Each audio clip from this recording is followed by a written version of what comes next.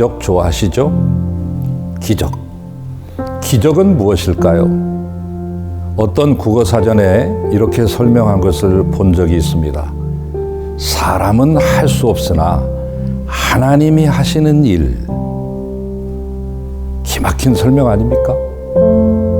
하나님은 창조주이십니다. 오병이어의 기적으로 5천 명이 먹고도 남은 것, 사람들이 볼 때는 대단한 것입니다. 그러나 주님은 창조자이시기 때문에 그분께는 그다지 어려운 일이 아닙니다.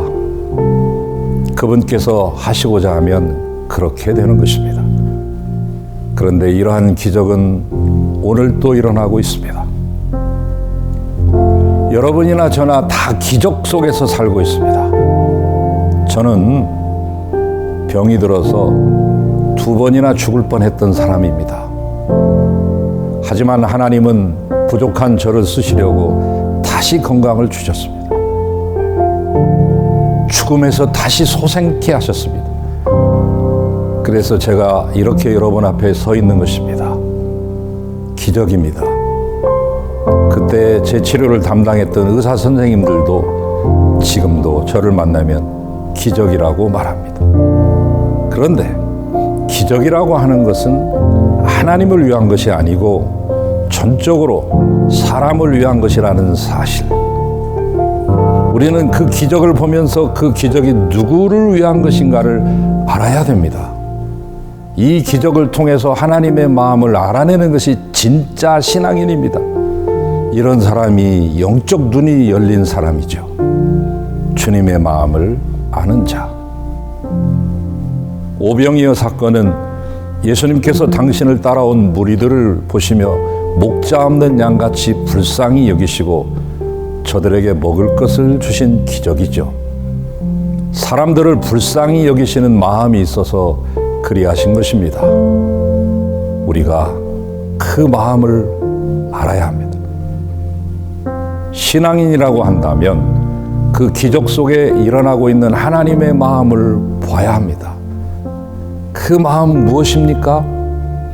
불쌍히 여기시는 마음. 애민, 위민, 포민. 불쌍히 여긴다는 말은 자격이 없는 사람에게 거저준다는 것입니다. 죄인이 무엇입니까? 자격 없는 사람입니다. 그 자격 없는 사람을 사랑하시고 그의 죄를 대신해서 친히 십자가에서 죽으셔서 우리를 구원하신 것입니다. 예수를 믿는다는 것은 무엇일까요? 또 십자가를 믿는다는 것은 무엇입니까? 바로 그 속에 담긴 하나님의 마음과 사랑을 믿는 것입니다. 오늘 또 불쌍한 사람을 일으키시고 자격이 없는 사람에게 기적을 일으키시는 바로 그 사랑 말입니다. 기적은 5천 명이냐 5만 명이냐 그 규모가 중요하지 않고 그 기적을 일으키신 하나님의 사랑이 중요한 것입니다. 우리는 이 사실을 알아야 됩니다. 하나님의 사람은 하나님의 사랑에 언제나 감사하며 살아가야 합니다. 자격 없는 사람을 사랑하시는 하나님의 사랑. 우리가 주님께 감사하는 내용은 바로 이 사랑이죠.